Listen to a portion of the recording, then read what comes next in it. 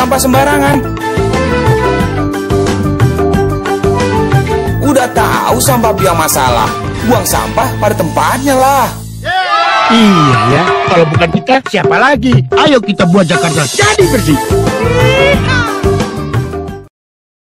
Kelas usia, desa, kota, dan lain sebagainya. Tentu ini masih awal pembahasan. Sambil berjalan di launching final, perlu koordinasi lebih intensif, perlu memahamkan dan sebuah proses panjang sambil mencari pola dan menyempurnakan sistem. PR besarnya membuat masyarakat tahu teknis melaporkannya, kesiapan sistem layanannya, dan respon cepat penanganannya. Itu lebih substantif dan harus terus dipersiapkan. Kita berharap kepolisian turut sigap karena sistem ini akan terkoneksi dengan sistem 119.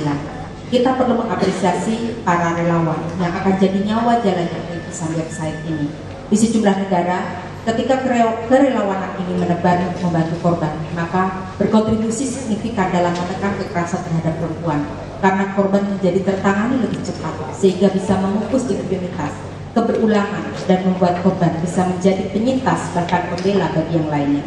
Saya sering dapati di berbagai negara lain, para profesional, ada lawyer, psikolog, tenaga medis, mahasiswa-mahasiswi, ibu rumah tangga, dan semua juga berbagai elemen lainnya, bahkan para lansia, meluangkan beberapa jam dalam seminggu untuk didedikasikan membantu menangani korban ini. Para anak-anak bahkan ikut membuat kartu Hari Ibu yang di dalamnya berpesan pada orang tuanya untuk turut mendonasi lembaga-lembaga yang memeluk dan menyambut korban. Dalam kesempatan ini, saya ingin menyerukan kepada berbagai elemen yang saya sebut di atas untuk turut peduli berbagi hati dan waktu untuk para korban. Tapi partisipasi publik tidak bisa menggantikan tanggung jawab negara, karena dalam perspektif HAM, negara penunggu utama dalam penghormatan, perlindungan, pemenuhan, dan penegakan asasi manusia. Seluruh acara ini bagian dari rangkaian kampanye 16 hari anti kekerasan terhadap perempuan yang sudah menjadi gerakan mendunia. Bagaimanakah sejarahnya?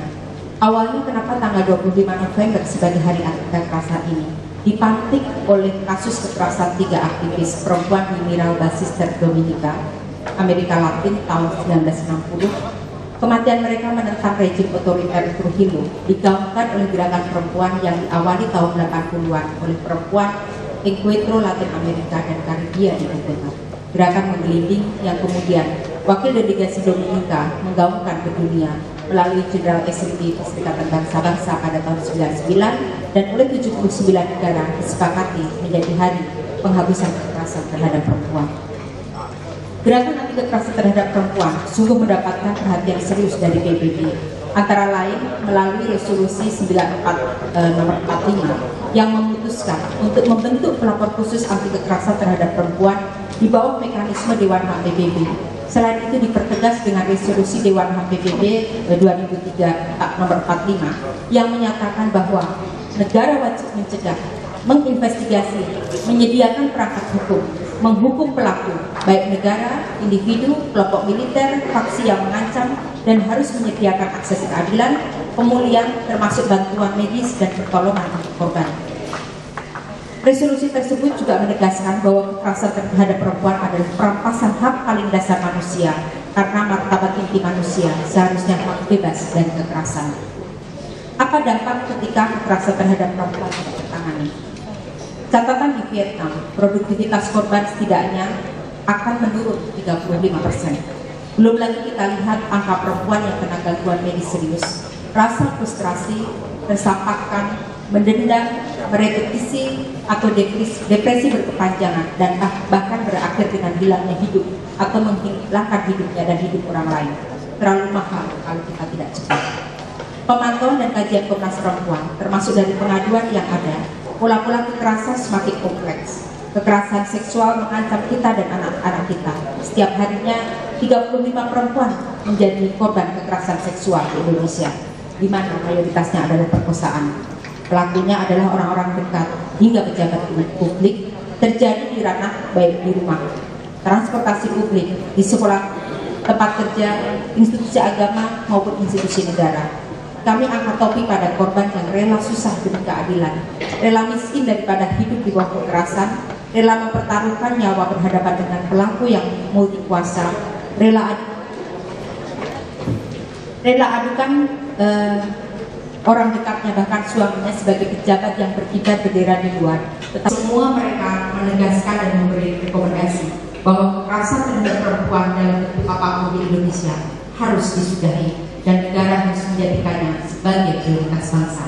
Dari Subkomisi Partisipasi Masyarakat Komnas Perempuan yang dipimpin oleh Andi Yevriani dengan Komisioner Ari Heri Putri Menggara Apia dengan website ini. Semoga DKI jadi role model, termasuk role model kepemimpinan yang genuine yang sejati, mengedepankan hak korban menjadi martabat. Semoga dimulai dari DKI menyebar dan berkembang ke Indonesia. Terima kasih kepada Ibu Ketua Komnas Perempuan. Baiklah hadirin yang berbahagia, tibalah saatnya pada acara inti, yaitu peluncuran Pusat Informasi dan Pelaporan Publik untuk kasus kekerasan seksual.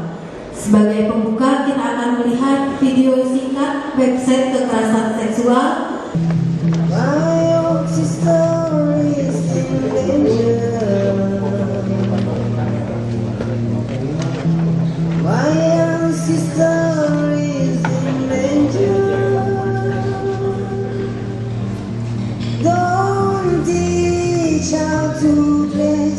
Teach your brain about humanity.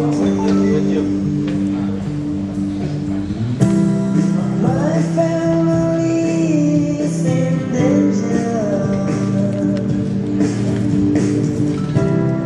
Your family is in danger. My friends are in danger.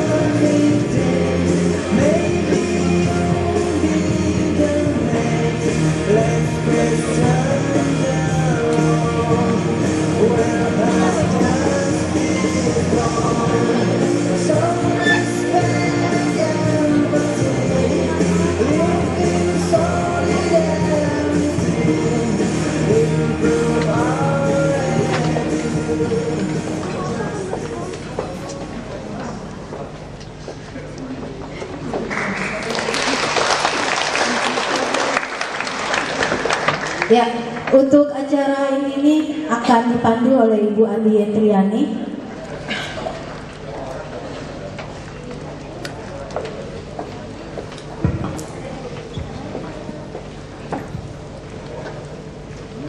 Selamat pagi, salam sejahtera dan juga assalamualaikum warahmatullahi wabarakatuh.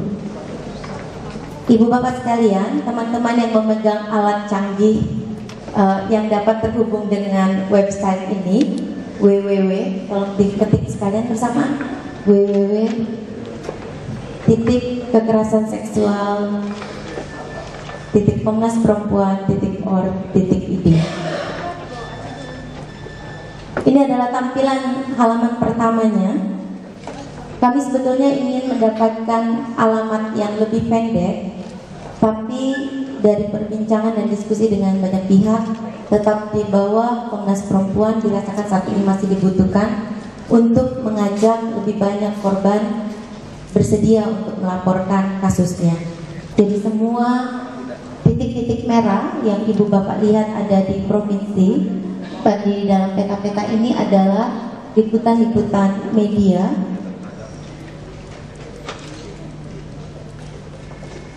yang diinput oleh kawan-kawan relawan. Kalau ibu bapak bisa lihat ke atas sana, saya ingin menyampaikan terima kasih sekali kepada kawan Siti Maisaro, teman-teman relawan, ada Elwi, ada Raisa dan kawan-kawan yang lain yang kemudian sebetulnya menjadi orang yang mengisi database berita ini. Saya ingin menyampaikan bahwa bahkan teman-teman relawan yang mengisi dari liputan media pun mengalami trauma yang luar biasa dari mengisi itu. Jumlah kasus yang diisi dari liputan yang ada sekitar 200 lebih. Untuk teman-teman yang mengisi setelah 10 kasus yang dia isikan, kekerasan yang begitu intensnya, apalagi yang dilakukan oleh orang-orang terdekat di rumahnya, sampai butuh waktu ruang sedikit untuk bernafas untuk bisa melanjutkan pengisian itu. Di beranda ini nanti kawan akan temukan, ibu bapak sekalian akan temukan sejumlah informasi lain, karena memang website ini diharapkan dapat menjadi pusat informasi tentang kekerasan seksual.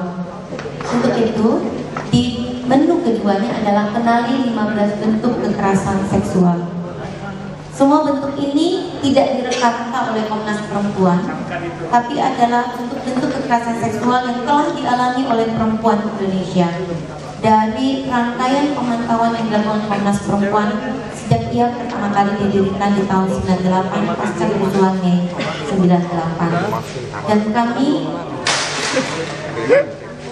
ingin memberi nama pada kejahatan-kejahatan itu karena terlalu banyak orang mengatakan kejahatan kekerasan seksual yang terjadi adalah suka sama suka atau sebagai sebuah konsekuensi saja. Ya, namanya juga konflik, apalagi yang mau diharapkan dari sebuah konflik itu.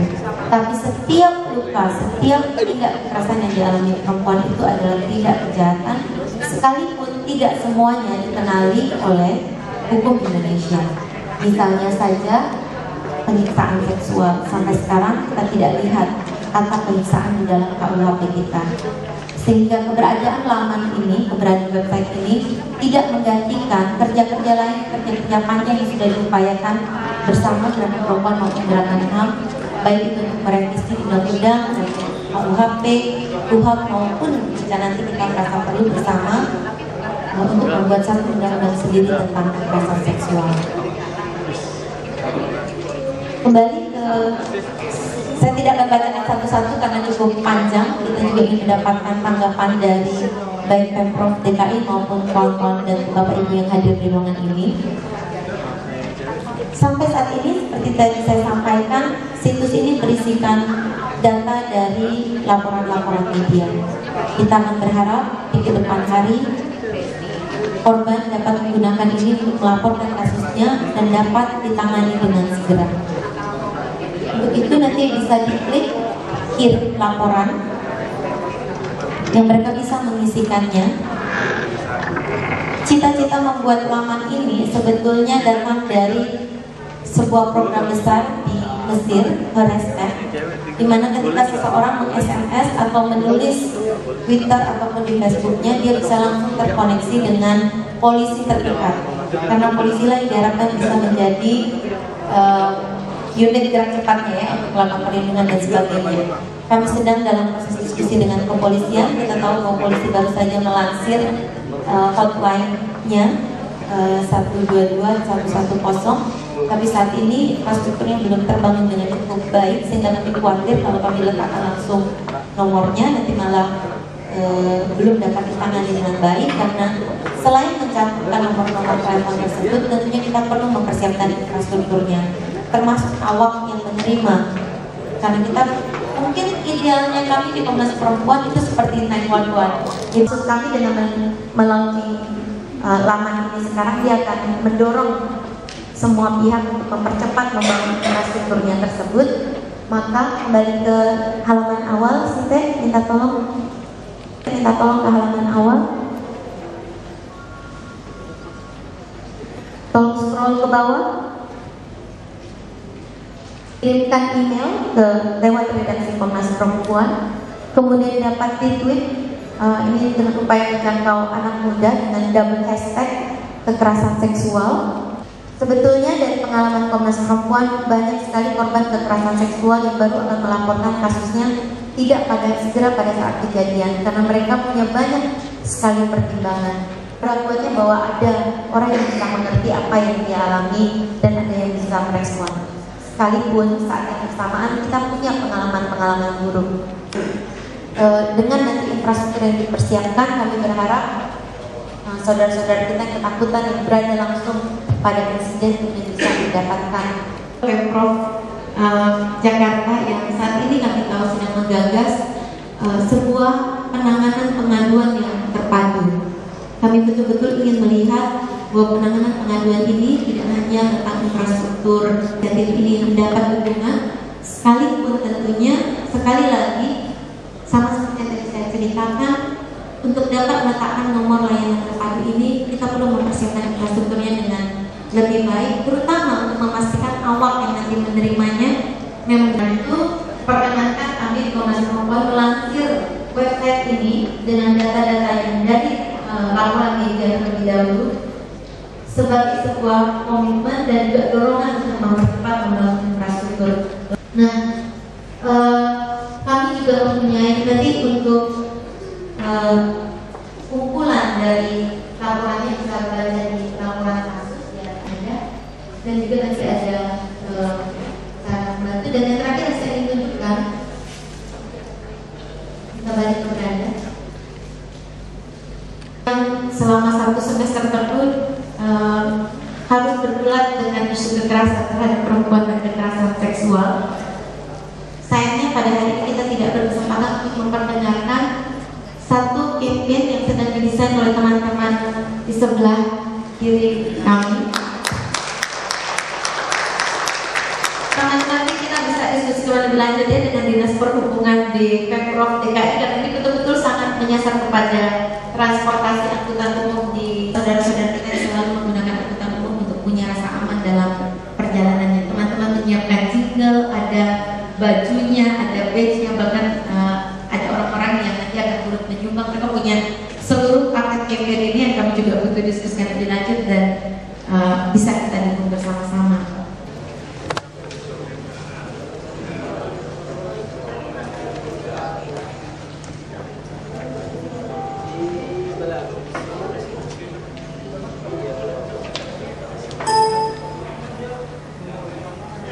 Pada waktu itu,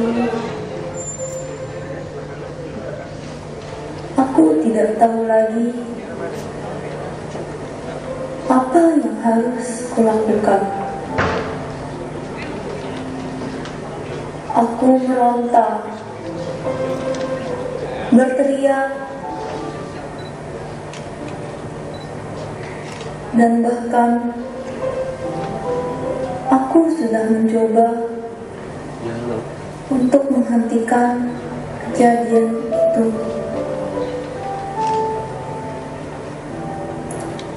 Tapi apa daya,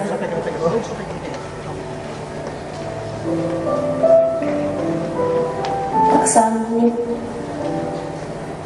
aku untuk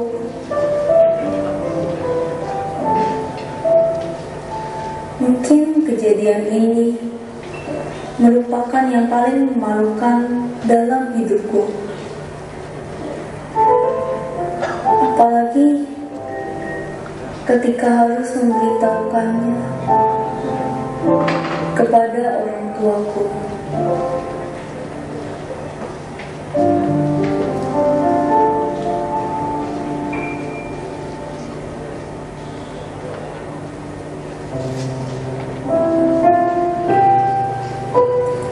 Sekarang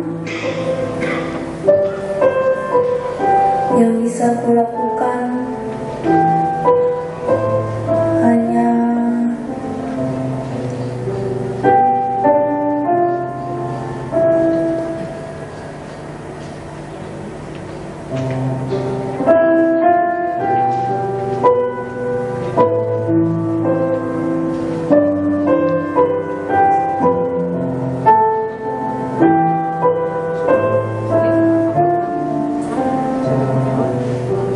memperbaiki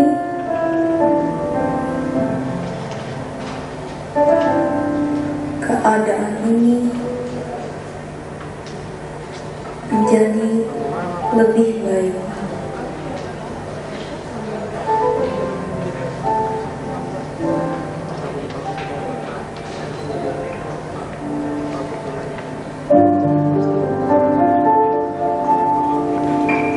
Bersama dengan keluargaku.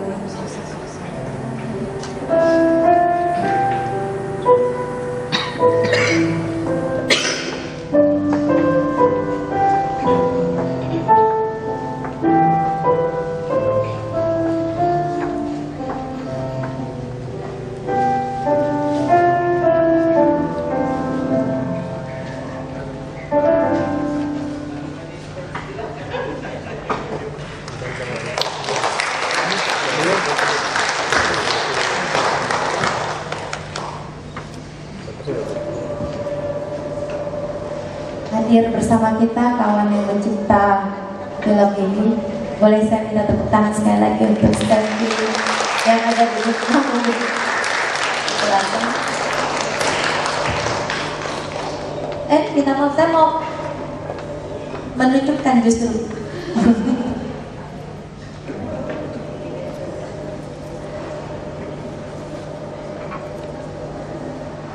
Baik, jadi ini ada di dalam laman yang kami tampilkan dengan maksud juga menampung cerita-cerita. Jadi mungkin saja ada kawan-kawan korban kekerasan seksual yang sudah lama, kita tahu kalau kasusnya sudah lama bergulir maka semakin sulit dia untuk dapat diproses secara hukum. Tapi dia meninggalkan luka yang dalam, tapi ada sejumlah banyak orang juga yang bangkit dari luka itu. Dan cerita-cerita ini kita harapkan akan menginspirasi lebih banyak korban untuk bersedia melaporkan dan juga mendapat inspirasi untuk mendapatkan kekuatan untuk bangkit. Nah, di sini di Aku Bukan Aib, ketika dituliskan dia akan muncul sebagai kumpulan cerita-cerita tersebut. Itu saja, mungkin yang lebih lanjut tentang websitenya sendiri silahkan di browsing. Agak sulit untuk penyerahan, biasanya ada penyerahan sesuatu gitu untuk sebagai tanda bersama, tapi agak sulit bagi kami karena memang bentuknya website, sehingga kami sendiri sampai hari ini saya berdiri masih tetap agak bingung bagaimana cara serah terimanya dan seperti apa gitu, sehingga saya hanya bisa mengajak, saya sebetulnya yang mengajak Pak Ahok dan beberapa teman perwakilan dari kawan-kawan relawan yang menjadikan website ini mungkin ada untuk hadir di depan dan berfoto bersama dengan gambar ini sebagai latarnya. Karena saya pikir website ini tidak mungkin hadir tanpa kerja keras teman-teman itu. Untuk itu perkenankan saya memanggil beberapa kawan yang hadir di ruangan ini. Saya pertama akan mengundang Elwi dan Raisa, teman-teman yang mengisi laman website. Saya akan memanggil Rian dan kawan-kawan serta Steffi yang juga membantu kami, menyemangati kami untuk membuat bahwa ini mungkin terjadi dengan kekuatan teman-teman semua. Dan satu teman lagi di Komnas Perempuan yang terus mendorong kami untuk punya, Siti Maisaro. Saya minta untuk kepada Pak Ahok, perkenankan ini cara yang tidak biasa, tidak ada penyematan mungkin, tidak ada kalungnya, tidak ada lainnya. Satu lagi, ada dua lagi rekan relawan yang ingin kami mintakan hadir, yaitu teman-teman dari grup band Simfoni dengan lagunya Sister in Danger yang tadi kita dengarkan, yang mereka dedikasikan khusus untuk perempuan-perempuan korban kekerasan seksual. Saya minta bantuan untuk juga hadir di depan ini. Dan kepada teman-teman dari relawan KPJ, ini adalah kawan-kawan relawan yang mendeklarasikan dirinya berkonferensi pada tanggal 19 Oktober yang telah berkomitmen untuk membangun gerakan di akar rumput lewat RT, RW, desa, kelurahan-kelurahan masing-masing untuk turut mencegah dan menangani kekerasan seksual. Saya mohon bantuannya untuk segera hadir agar bisa berfoto bersama dan kemudian kita akan mendengarkan tanggapan dari pemerintah provinsi DKI.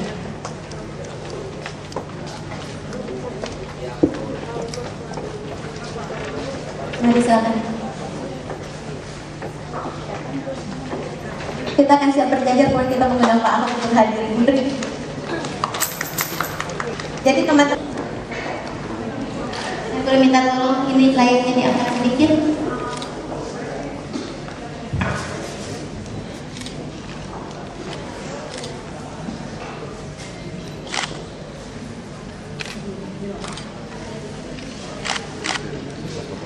Bapak Ibu sekalian, mari kita beri aplaus sekali lagi untuk seluruh relawan ini.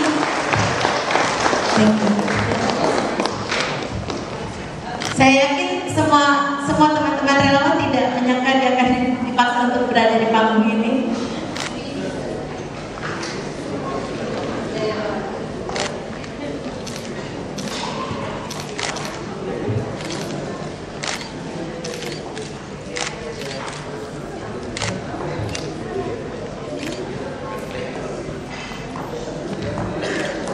Dalam diskusi kami dengan Pak Ahok, Pak pikir semua relawannya hanya yang perempuan, jadi kami itu juga bahwa relawannya banyak yang laki-laki. Terima kasih.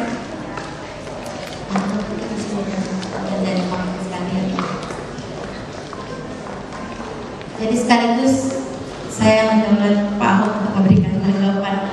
Ini berkali-kali kami di Komnas Perempuan mendorong Pak Ahok. Terima kasih.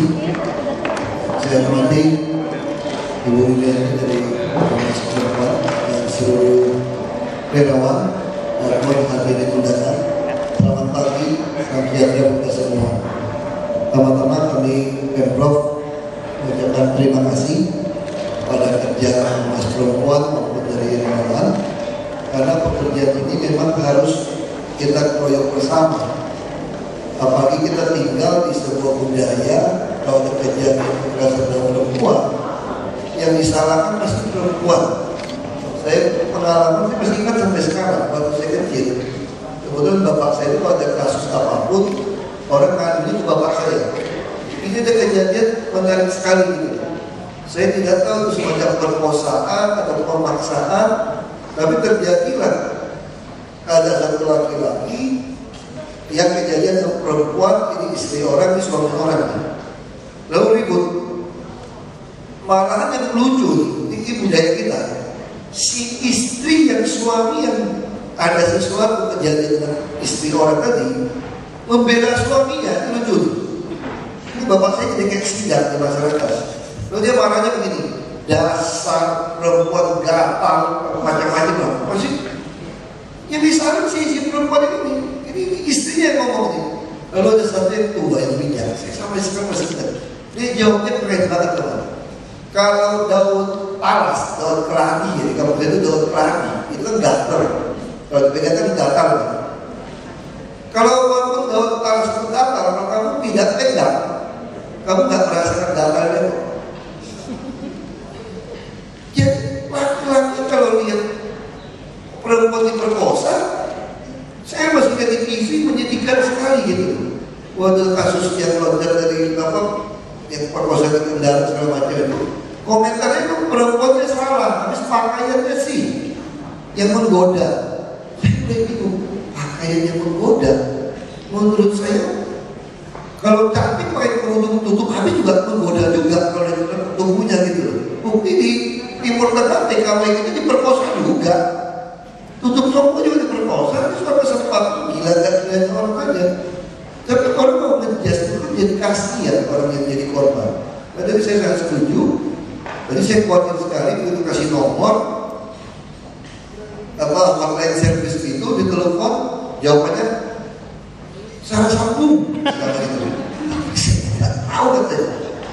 Atau yang kedua menggurui. Jadi banyak sekali anak-anak kalau digurui kalau ada kejadian dia malah jadi down. Ini persoalan itu. Tadi saya cerita sedikit, anak saya besar tadi. Dihukum ibunya tidak usah sekolah saja. Karena dia merasa teman-teman ini agak beda. Misalnya remaja seperti itu. Lalu dia bilang, ini kan turunan dari bapakmu. Dia bilang saya gitu. Dia anak remajanya. Ini kan dari bapaknya bapak, maksud bapak. Kenapa hobi ribut melulu gitu kan, emosional gitu kan. Nah saya coba pikir tadi pagi saya ngomong dengan anak saya. Ini kalau anak cowok, saya duduk, saya bilang sama dia ini, semua orang buat salah, nggak ada orang yang sempurna gitu. Nah saya coba berpikir, waktu saya ngomong kalimat itu, bapak itu ada kerja sama, dia baru bisa terima. Nah saya coba bayangkan, kalau orang di telepon, udah stres karena kekerasan seperti ini, malah kita teleponnya, kamu pakai apa tadi waktu sampai diperkosa bisa gitu loh. Kamu jalan sendiri ya, keluar malam gitu. Langsung orang itu down, karena dia nggak merasa bagian dari dirinya. Nah tentu saja saya sangat optimis bila berkaitan dengan para relawan, semangatnya ada, dan tentu kita harus bersama-sama. Kita harapkan nanti ini kami lagi membangun satu sistem 119. Ya kalau di luar negeri kan 911, 911 ya. Di Indonesia itu nggak ada angka 90, ada itu cuma 119. Nah kita harapkan angka 119 ini bisa jadi pusat seluruh urusan di DKI, tapi ini butuh bangun sistem. Ya tidak mungkin kalau orang telepon ke 119, lalu saya jawab, tolong hubungi telepon 0812, pusing orang yang lihat kita, dia udah stres. Harusnya masih ada satu sistem yang langsung bisa mentransfer ke relawan, atau dia yang menerima ini sudah ada ya semacam standar operation procedure. Jadi kalau ngomong seperti ini, dia jawabnya seperti ini, bisa ada tenang dulu, sebentar ya kita mengerti kondisi Anda itu ada patokan. Jadi siapapun relawan yang duduk di situ pun pasti bisa menjawab. Nah, saya kira pasti Bapak Ibu relawan lebih mengerti daripada saya. Saya hanya ngerti dikit-dikit karena dulu pernah jadi yang tukang terima telepon seperti itu. Uang terima telepon itu memang tidak mudah menangani banyak masalah, dan kita sendiri tidak pernah tahu kan. Misalnya contoh saya pernah tangani kasus ada orang, saya kira dia minum makanan ekstasi, saya kira ya. Karena mungkin goyang ini diskotik kurang kenceng, jadi kelebihan dosis, saya kira gitu. Dia panik luar biasa. Telepon saya, dia melihat banyak hantu meloncat-loncat di mobil dia, baik bawa mobil di Jakarta. Dia melihat banyak hantu tangkapin mobilnya, dia panik. Karena saya kasih tahu nomor ke saya angkat, lalu saya bilang begini, ya sudah, tenang saja, kamu tenang saja, bawa hantunya skrip ke rumah saya nggak khawatir sebetulnya. Tapi saya juga bingung, saya nggak mungkin tutup telepon gitu. Ya maksud saya ini terus ada pelatihan. Saya tidak siap dilatih untuk seperti itu, saya siap. Saya kaget, apa betul ada hantu gentayangan di Jakarta yang sampai ngerekam-ngerekamin mobilnya gitu kan. Ya sudah, kamu datang ke rumahnya, ya hantunya mas sekali bawa ke rumah udah. Jadi berpikir ini benar apa tidak. Tapi tentu saya cerita seperti ini, kita butuh banyak relawan karena tidak mudah agar bisa telepon. Ternyata kejahatan seksual juga bukan terjadi pada perempuan, bisa pada laki. Itu tangani kasus telepon, ada sampai kejadian. Saya dulu sering berenang di Ancol juga gitu ya. Nah karena saya bisa tahu, ada orang bisa baik-baik nawarin kita kamar apa gitu. Dan saya baca lapor itu seperti ini. Jadi baik sekali orang harus dilatih untuk mengerti, bisa melihat. Belum tentu orang baik itu baik secara murni, apalagi kota-kota besar. Nah pergi berkelompok lebih baik, mereka belum training. Nah saya sering ditelepon, karena dulu saya 13 tahun di yayasan. Nah saya sering jadi konselor juga, ada masalah, jadi ya saya antara tahu tidak tahu, itu tidak dilatih sebaik saudara-saudara. Tapi ini penting untuk konseling seperti ini. Dan kami harap memang tadi tugas Pak Bambang untuk cepat yang 119. Website ini sangat baik, saya kira lengkap lebih baik kekerasan seksual itu, jadi orang waktu cari Google lebih mudah ketemu. Dan tadi saya sudah minta staff saya izin link ke website saya bilang supaya orang masuk ke website saya bisa dari situ ya aku promosi. Karena kepentingan saya website ini udah baik sekali keterangan-keterangannya. Saya tidak tahu apakah ada teknologi anak-anak BINUS lebih jago, lebih pintar. Saya pernah lihat dia otomatis berita online di Jakarta itu ada 300-an yang media online. Itu tinggal dimasukin satu keywordnya apa gitu ya, ada hubungan apa, otomatis begitu ada online itu keluar, ini mesin ini, website ini langsung dia ambil. Jadi tidak perlu lagi orang relawan yang mencari-cari. Sedang marah-marah gitu ya. Tapi dia pun anggap orang marah Ahok juga gitu loh, jual keluar. Nah itu ekses dari mesin. Tapi paling tidak ada satupun yang keluar. Misalnya contoh dari Bangka Belitung kosong gitu kan. Dan Bangka Belitung juga ada. Ya, saya orang Bangka Belitung saya lihat kok kosong gitu ya. Padahal itu ada beritanya sering. Nah karena mungkin orang yang nyarinya tidak sampai mau menelusuri sampai 300 berita tidak mudah. Nah, tapi kalau seperti itu langsung kita tahu. Misalnya siapa yang suka kalau berdebat dalam media mendukung kami, terus orang mana yang suka tulis positif terhadap saya dalam 1 bulan, orang mana suka nyela saya, cari negatif dulu, itu langsung keluar dari semua. Nah itu mesin itu menarik. Dan tentu mereka jualnya mahal untuk perusahaan sebetulnya. Ini dipakai untuk perusahaan, tapi dia kasih ke saya untuk cek saja. Tapi saya juga tak silakan cek gitu. Dan saya kira yang ini penting sekali. Sekali lagi terima kasih dari Pemprov DKI, dan kita harap kami terbuka. Kami tidak menguasai secara teknis, kami tidak menguasai secara lebih detail seperti apa, tapi kantor kami terbuka untuk masukan, atau ada butuh bantuan kami apa yang bisa kami lakukan, kami akan lakukan, baik dari sisi kasih semangat ataupun memang butuh data. Selama itu memang dibutuhkan, kami juga siap membantu.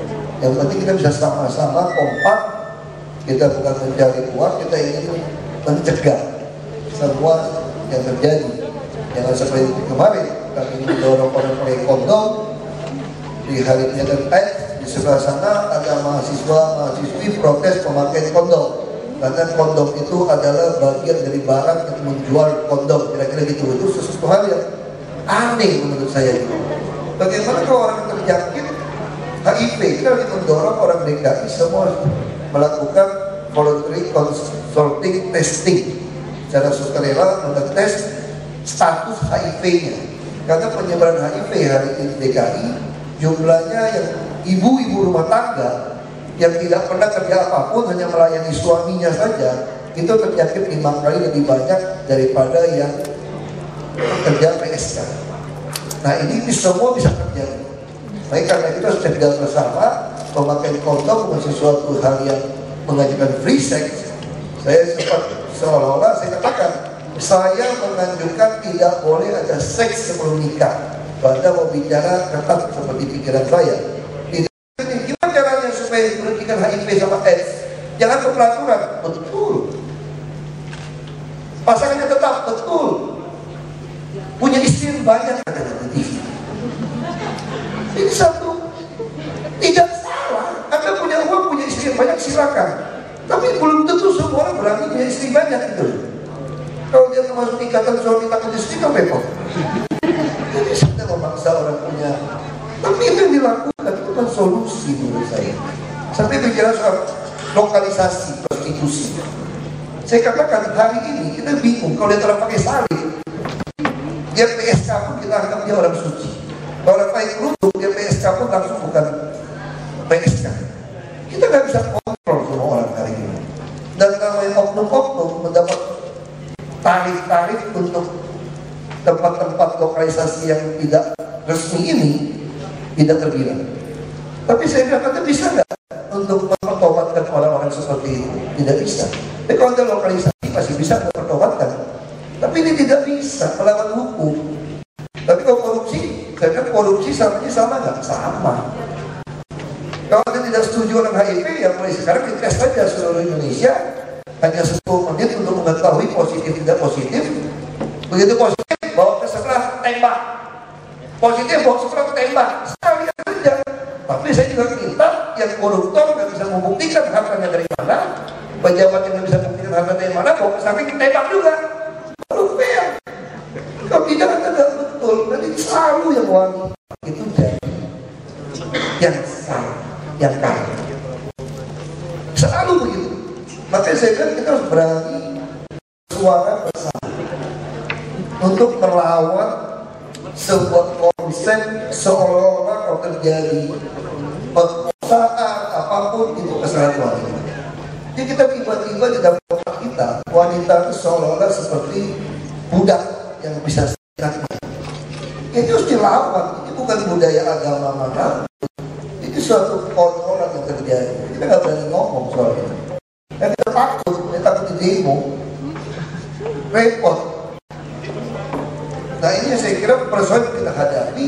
Yang paling bahaya bukan ekstrim yang mana. Ini justru ekstrim yang atas nama agama yang repot. Seolah-olah melindungi, tapi satu pihak sedang membiarkan perempuan-perempuan jadi masalah. Karena itu yang mesti kita sama-sama. Tidak mudah. Saya sendiri punya teman yang bisa digebukin, tidak bisa dilapor. Dan kalau perceraian juga tidak mudah. Itu persoalan. Jadi karena itu relawan perlu untuk mendeteksi. Kami sudah kerjasama dengan BPS. Kami akan punya data persoalan sampai di tingkat RW. Dan nanti kita harapkan RT bisa di lapangan lebih tahu lagi dengan relawan kita kumpulkan.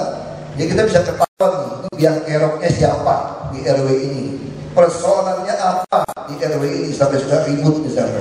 Apa masalah di RW ini? Kami harap data ini cukup akurat akan mereka lakukan. Ya sekali lagi, beberapa hal bisa kami lakukan, tapi banyak hal tidak bisa kami lakukan. Dan itu kita butuh kerjasama. Ya kalau kami memang belum bisa memenuhi harapan Bapak Ibu di dalam pekerjaan ini, kami akui memang. Di Jakarta ini kami bukan kekurangan orang pintar, bukan kekurangan dana, kami kekurangan orang yang peduli. Itu yang kita ingin lakukan. Dari hari ini memberikan saya semangat. Dan kemarin ketemu juga, saya yakin kita bisa berkumpul di sini karena kita memiliki hati yang peduli. Dan saya kira hati yang peduli inilah yang bisa membantu kita menolong para korban ini, membuat pencegahan supaya Jakarta menjadi sebuah model, sebuah showcase untuk sebuah transformasi di Indonesia. Transformasi bahwa tidak ada lagi kekerasan yang terjadi pada anak-anak. Terima kasih.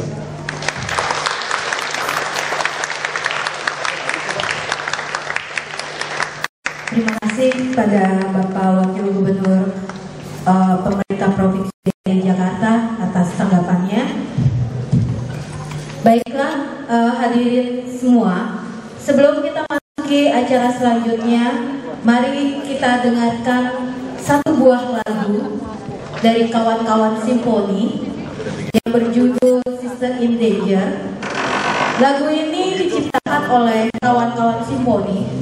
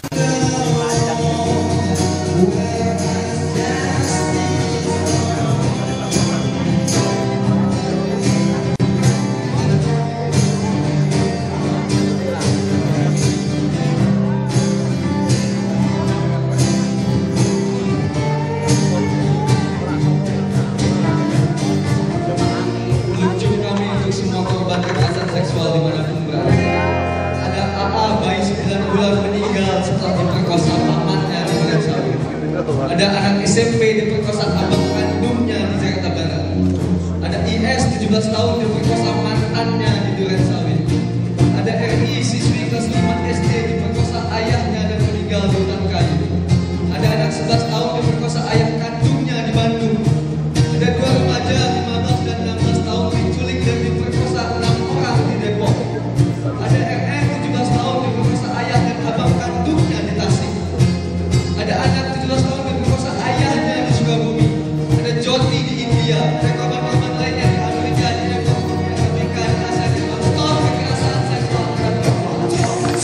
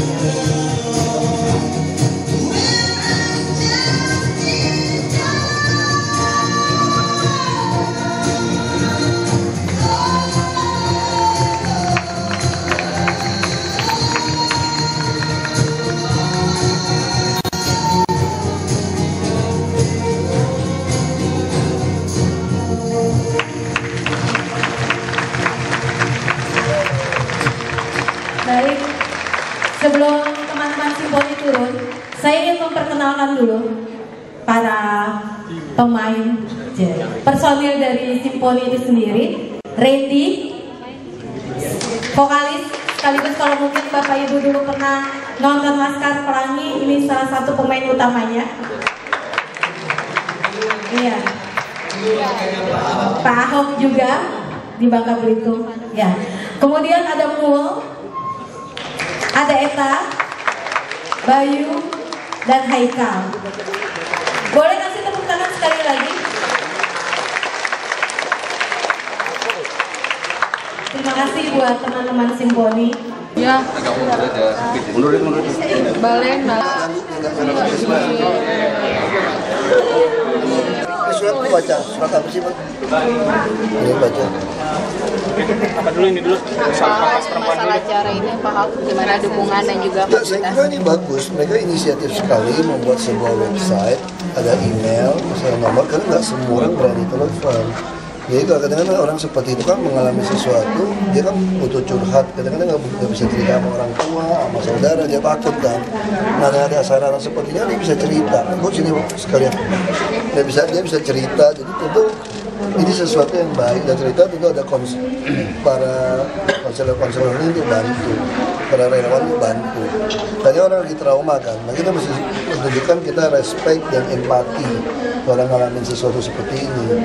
Nah ini lagunya juga bagus banget kan, misalnya kita jadi keluarga kita jadi korban berikutnya, itu pendapat saya ya harus didukung. teknis 119-nya bagaimana? Jadi kita pengen, saya 119 itu dari Kemenkes, untuk ambulan, untuk kesehatan. Nah kami ingin jadikan 119 ini untuk menyeluruh nanti. Laporan kejahatan, laporan apapun ya seperti mirip-mirip 911-nya di luar negeri itulah. Ya udah ingat orang ingat ada kejadian apa, misalnya kucing Anda nyangkut di pohon pun kamu ingatnya 119 gitu loh. Nah kita pengennya ke arah situ. Ya. Ya, soal relawan kita sangat membutuhkan relawan seperti ini. Kalau nggak ada relawan ini siapa yang waktu di kontak yang ngomong kan? Relawan itu harus kita dorong, kita bantu, dan kita terima kasih sekali banyak relawan yang mau bekerja. Dan mereka juga pengalaman kan. Kamera, Pak. Orang, Kamera. pertama empati itu penting. Jadi kalau nggak ada relawan, kita nggak mungkin bisa kerjakan. Nanti bagaimana, Pak? Nanti operator, para relawan juga bisa bantu. Karena kan di link, kalau ada sistem bisa masuk 119 nanti ya, langsung dia bisa hubungkan ke nomor relawan. Nah kita pengen nanti mungkin 119 yang nanggung. Dia bisa buat satu sistem, relawan kan punya handphone. Belum tentu relawan itu mesti kerja di tempat. Idealnya menurut kami seperti itu relawan. Dia bisa kemana-mana, ada teleponnya. Tapi begitu orang telepon 119, saya tidak mengatakan kamu hubungi relawan ini, enggak. Otomatis tunggu sebentar ya. Nah dari 119 bisa overkan telepon ke relawannya. Ada listnya. Kalau dia lagi sibuk, dia cari lagi relawan yang lain. Jadi yang menyaring itu operator di 119. Oh sebentar ya, seperti apa? Nah itu sistem itu yang mau kita bangun. Sehingga relawan tidak bekerja seperti orang biasa. Dia punya nomor handphone didaftarkan. Relawan itu lebih cepat daripada relawan dipaksa dudukin di kursi-kursi itu. Nah, jumlahnya Pak, jumlahnya Kita lagi mau siapkan ya semacam untuk tender atau bangun sistem. Tapi 119 udah jalan untuk kesehatan segala macam udah jalan. Walaupun untuk relawan-relawan yang kasus-kasus seperti ini harus bisa dihubungin dia gitu. Target kami sih tahun depan udah bisa mulai pasang yang besar ya. Kelihatan sendiri untuk pasca trauma korban kekerasan seksual ini. Oke, kita butuh relawan juga mengerti. Apakah ada niatan dari KPK itu untuk rumah? Ada, cuma rumah di Jakarta juga jadi persoalan juga, banyak yang tahu juga kan. Nah kita lagi pertimbangkan itu yang masalah itu bukan soal itu sebetulnya biasanya itu apakah dia siap bercerai, misalnya seperti itu gitu. Apakah kalau kesejahteraan dilakukan oleh orang rumah sendiri. Nah itu yang repot, ekonomi bagaimana? Makanya kita mesti sama-sama duduk bersama relawan, kita temukan formulanya seperti apa. Dari Pemprov tidak bisa menguasai semua, tapi Pemprov akan membantu support kami. Pasal demo ini gimana Pak? Sopir busway koridor 5 dan 7 Ya itu tadi, karena banyak sekali operator juga tidak sesuai kan. Nah itu yang kita mau lakukan, kita mau beli bis sendiri lebih banyak, kita operasikan sendiri ke depannya. Jadi kita tidak lagi disandra oleh operator manapun. Sama seperti sekarang, mobilnya tidak layak, kita pun nggak bisa stop. Kalau stop jumlah nggak cukup. Nah lebih baik kita operasikan sendiri, jadi saya dorong mobil-mobil yang dibeli itu harus di dalam e-katalognya juga ada e-katalog servis. Ya kita waktu servisnya pun tidak perlu tender, tapi langsung, misalnya saya beli Toyota, saya tinggal kirim ke Toyota, servis saja, bayar saja, tidak perlu tender. Selama ini kan servis pun mesti tender kan, itu yang selalu mutu kendaraan kita perawatan jadi tidak baik. Itu ada di e-katalog bisa lebih baik. Pak dengan memanggil operator-operator itu, bahkan mereka yang belum digaji Pak. Itu tadi saya bilang, ini persoalan sama kayak tukang sampah, outsourcing di sini. Kontrak dengan kita outsourcingnya pakai UMP, tapi begitu turun ke bawah dipotong. Nah hal itu kita akan mendorong kalau memang pengusahanya terus nakal seperti itu, kami terpaksa mengambil alih. Sebenarnya tugas kami bukan pengusaha, kami punya BUMD juga kan. Kami juga punya uang, punya kekuasaan. Kalau Anda tidak mau lakukan yang lebih baik, lebih baik kami ambil alih. Karena kita tidak bisa mentolerir untuk kepentingan umum Anda sandra gitu loh. Nah, situasi yang Anda tidak puas, Anda bisa duduk ngomong kan. Tapi dia nggak bisa ngomong, dia mau tunjukin, dia pengen supaya kita tahu bahwa operator tidak beres. Misalnya nanti kalau bus datang, silakan loncat aja kerja sama kita. Ya. Operator yang bagus silakan. Karena tujuannya memang mesti banyak orang untuk pembanding kan. Jadi jangan kalau kita tidak ada, disandra gitu. Ini operator yang 567 ini Pak akan di blacklist Pak, supaya tidak akan di... Nanti saya lihat salahnya di grounded nggak Pak dihukum Pak? Karena kita udah grounded 100-an mobil sebetulnya yang tidak layak. Kalau kita mau tegasin bisa 200 mobil. Ini masalahnya apa? Sepanjang 9 tahun sejarah busway jumlahnya 579. Yang kita grounded sudah 100, bisa tinggal 460-an aja. Disumbangkan semua. Pemerintah pusat akan bantu para CSR itu akan kasih yang solar. Kita lakukan ya, yuk, saya betul, itu tadi yang masalah kita mengoperasikan bus tingkat yang decknya pendek dan dia di jalur kiri. Sampai perjalanan kacang ini gitu, dan kan trotoar kami udah dibagusin ya, ada kuning kayak gitu, jadi lebih baik busnya naik di situ. Kalau naik ke atas itu resikonya terlalu tinggi, termasuk orang tua. Dulu kan saya berpikir sama Pak Gubernur mau kasih gratis kepada orang tua naik Transjakarta, bisa tidur siang lah apa gitu ya. Ternyata kan juga kesulitan soal tiketing, kalau bisa pinjamin nanti yang nakal, dia juga capek naik ke atas. Nah akhirnya kita berpikir taman-taman wisata kita semua kita berikan saja gratis untuk turis.